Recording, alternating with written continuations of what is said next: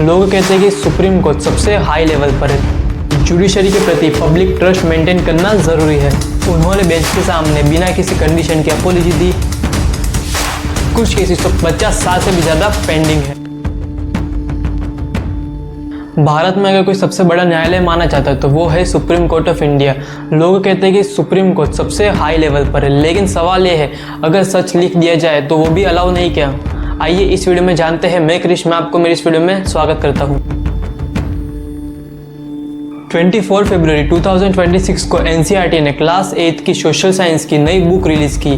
Book का नाम था exploring society India and beyond part 2। इसमें एक चैप्टर था role of judiciary in our society. Chapter में क्या लिखा था, किस वजह से ये डिबेट खड़ा हुआ। चैप्टर की शुरुआत में एक लाइन से होती है, justice delayed is justice denied. इसका मतलब होता है अगर इंसाफ मिलने में बहुत देर हो जाए तो वो इंसाफ काम का नहीं रह जाता। इसके बाद जस्ट इसके नीचे लिखा हुआ था पेंडिंग केस का डेटा। चैप्टर में नेशनल जुडिशरी डेटा ग्रेड के नंबर दिए गए थे, जैसे कि सुप्रीम कोर्ट में है 81,000 केसेस पेंडिंग, हाई कोर्ट में है 62,40,000 cases pending and district court में है 4,70,00,000 केसेस पेंडिंग। इसमें नीचे नोट भी दिए गए थे कि ये नंबर्स याद करने के लिए नहीं है, सिर्फ सिचुएशन समझने के लिए है। चैप्टर में अब आते हैं केसेस डिले क्यों होते हैं। चैप्टर में रीजंस भी बताए गए, जैसे कि जजेस की कमी, लीगल प्रोसेस कॉम्प्लिकेटेड होना और इंफ्रास्ट्रक्चर वीक होना। हाई कोर्ट में एग्जाम्पल भी दिया गए थे कि जैसे कि लगभग 3-4 केसेस 1 साल से ज़्यादा पेंडिंग है, हाफ केसेस 3 साल से ज़्यादा पेंडिंग है, कुछ केसेस तो 50 साल से भी ज़्यादा पेंडिंग है। अब आते हैं करप्शन इन द जुडिशरी, जिसकी वजह से डिबेट हुई पूरी। चैप्टर में लिखा था कि जजेस एक कोड ऑफ कंडक्ट फ्लो करते हैं। इस कोड को Bangalore principle of judiciary conduct कहा जाता है। जजेस को फेयर और इम्पार्शियल रहना होता है। उन्हें ऐसा कोई काम नहीं करना चाहिए जिससे पब्लिक उनकी इंटेग्रिटी पर डाउट करे। अगर जज इन स्टैंडर्ड को फॉलो नहीं करते तो इंटरनल सिस्टम है अकाउंटेबिलिटी के लिए, जो कंप्लेन CPGRMS सिस्टम के थ्रू रिसीव की जा सकती है। 2017 से 2021 के बीच 1600 से ज़्यादा कंप्लेन रिसीव हुई थी। अगर एलिगेशन सीरियस हो तो पार्लियामेंट इम्पीचमेंट मोशन पास करके जजेस को रिमूव कर सकती है, लेकिन प्रॉपर इंक्वायरी के बाद ही। अब आते हैं रिलीज होने के बाद क्या हुआ था। उसके अगले ही दिन 25 फरवरी 2026 को सीनियर एडवोकेट कपिल सिबाल और अभिषेक मनु सिंघवी ने इस एनसीईआरटी टेक्स्ट बुक वाले इशू को सुप्रीम कोर्ट ऑफ इंडिया के सामने मेंशन किया। उन्होंने कोर्ट को बताया कि क्लास 8 की बुक में करप्शन इन द जुडिशरी वाले सेक्शन डायरेक्ट जुडिशरी को नेगेटिविटी लाइट में दिखाता है। उनका मेन पॉइंट ये था कि चैप्टर में जुडिशरी के फ्लो हाईलाइट किए गए हैं, लेकिन बाकी इंस्टीट्यूशन जैसे एग्जीक्यूटिव या लेजिस्लेचर के बारे में ऐसी डिटेल नहीं दी गई। इससे एक इम्बैलेंस क्रिएट होता है और छोटे स्टूडेंट्स के माइंड में जुडिशरी के अगेंस्ट डाउट या मिसट्रस्ट आ सकता है। उन्होंने ये भी कहा कि स्कूल टेक्स्ट बुक का इम्पैक्ट लॉन्ग टर्म होता है, इसलिए कॉन्टेक्ट बैलेंस और केयरफुली वर्डेड होना चाहिए। इस मेंशन के बाद सुप्रीम कोर्ट ने मैटर को सीरियसली लिया और डिसाइड किया कि इस पर तुरंत ध्यान देना जरूरी है। इसी पॉइंट के बाद इशू एक नॉर्मल एकेडमिक डिबेट से सीधा कॉन्स्टिट्यूशनल लेवल कंट्रोवर्सी बन गया।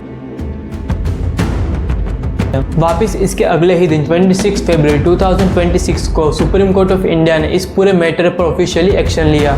इस बेंच को लीड कर रहे थे चीफ जस्टिस सूर्यकांत। हियरिंग के दौरान इन्होंने कहा कि क्लास 8 के स्टैंडर्ड के लिए ऐसा कंटेंट जुडिशरी की इमेज और पब्लिक ट्रस्ट को इफेक्ट कर सकता है। कोर्ट का कंसर्न ये था कि अगर यंग स्टूडेंट्स को जुडिशरी के बारे में सिर्फ नेगेटिविटी एंगल दिखाया जाए तो उनके माइंड में इंस्टीट्यूशन के प्रति रिस्पेक्ट कम हो सकती है। इसीलिए सेम दिन कोर्ट ने स्ट्रॉन्ग डायरेक्शन पास किया, जिसमें पूरी टेक्स्ट बुक पर इमीडिएट बैन लगा दिया। जो प्रिंटर्स कॉपीज मार्केट या स्कूल्स में है उन्हें वापस लेने का ऑर्डर दे दिया और जो डिजिटल वर्जन को वेबसाइट और ऑनलाइन प्लेटफॉर्म से रिमूव करने का ऑर्डर दे दिया। साथ ही कोर्ट ने एनसीईआरटी के डायरेक्टर दिनेश प्रसाद संकलानी और स्कूल एजुकेशन डिपार्टमेंट के ऑफिशियल्स को शो कॉज नोटिस इशू किया। शो कॉज नोटिस का सिंपल मतलब होता है बताइए कि आपके अगेंस्ट एक्शन क्यों ना लिया जाए। इस दिन के बाद ये इशू सिर्फ टेक्स्ट बुक डिबेट नहीं रहा, बल्कि एक नेशनल लेवल लीगल मैटर बन गया। वापिस इसके अगले ही दिन 27 फरवरी 2026 को ये मैटर दोबारा सुप्रीम कोर्ट ऑफ इंडिया में सुनाया गया। इस बार गवर्नमेंट की तरफ से solicitor general Tushar Mehta court में प्रेजेंट हुए। उन्होंने बेंच के सामने बिना किसी कंडीशन की अपॉलॉजी दी। मतलब सीधा ये कहा गया कि कंटेंट इंक्लूड करना एक मिस्टेक था और आगे से ऐसा नहीं होगा। कोर्ट को ये भी एश्योर किया गया कि फ्यूचर में टेक्स्ट बुक अप्रूवल प्रोसेस और ज़्यादा केयरफुल और स्ट्रिक्ट होगा। इसी बीच एजुकेशन मिनिस्टर धर्मेंद्र प्रधान ने पब्लिक स्टेटमेंट दिया कि जो लोग इस डिसीजन के लिए रिस्पॉन्सिबल है उनकी अकाउंटेबिलिटी फिक्स की जाएगी। और साथ ही एनसीईआरटी ने ऑफिशियल बुक विड्रॉ कर ली, मार्केट से कॉपी हटाई गई, डिस्ट्रीब्यूशन रोक दिया गया और डिजिटल एक्सेस भी रिमूव कर दिया गया। फिर से 11 मार्च 2026 को ये मैटर फिर से सुप्रीम कोर्ट ऑफ इंडिया में लिस्ट हुआ। इस हियरिंग का फोकस दो चीज़ों पर रहेगा। पहला, क्या एपोलॉजी दी गई है वो सफिशिएंट है या नहीं। दूसरा, फ्यूचर में ऐसा कंटेंट पब्लिश ना हो उसके लिए सेफगार्ड्स लिए जाएंगे या नहीं। कोर्ट गवर्नमेंट और एनसीईआरटी से क्लैरिफाई कर सकता है कि टेक्स्ट बुक अप्रूवल प्रोसेस का एग्जिट सिस्टम क्या है, कौन कौन लोग कंटेंट को रिव्यू करते हैं और कैसे इंश्योर किया जाएगा कि इंस्टीट्यूशन के बारे में बैलेंस लैंग्वेज यूज़ हो।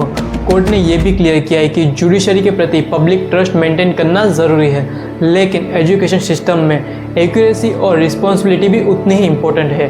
अब सबकी नज़र नेक्स्ट हियरिंग पर है। अब इस इशू को हम दो एंगल से देखते हैं, कोर्ट व्यू और ट्रांसपेरेंसी व्यू। कोर्ट व्यू बोलती है कि जुडिशरी डेमोक्रेसी का पिलर है। अगर क्लास 8 के बच्चों को सिर्फ करप्शन और डीलिस के एग्जाम्पल मिलेंगे तो उनके माइंड में इंस्टीट्यूशन के लिए रिस्पेक्ट कम हो सकती है। कोर्ट का कंसर्न ये है कि पब्लिक ट्रस्ट डैमेज नहीं होना चाहिए और स्कूल टेक्स्ट बुक का इम्पैक्ट लॉन्ग टर्म होता है, इसीलिए लैंग्वेज बैलेंस्ड और केयरफुल होनी चाहिए। अब दूसरी साइड आती है ट्रांसपेरेंसी व्यू। अगर डेमोक्रेसी है तो सच बताना गलत कैसे हो सकता है। पेंडिंग केसेस और जजेस शॉर्टेज ऑफिशियल डेटा का पार्ट है। अगर प्रॉब्लम डिस्कस ही नहीं होगी तो स्टूडेंट को रियल सिस्टम कैसे समझ आएगा। लाइक करो, सब्सक्राइब करो, कमेंट करो कि आपको कौन सी साइड सही लगी, कोर्ट व्यू की या ट्रांसपेरेंसी व्यू की। तब तक के लिए जय हिंद।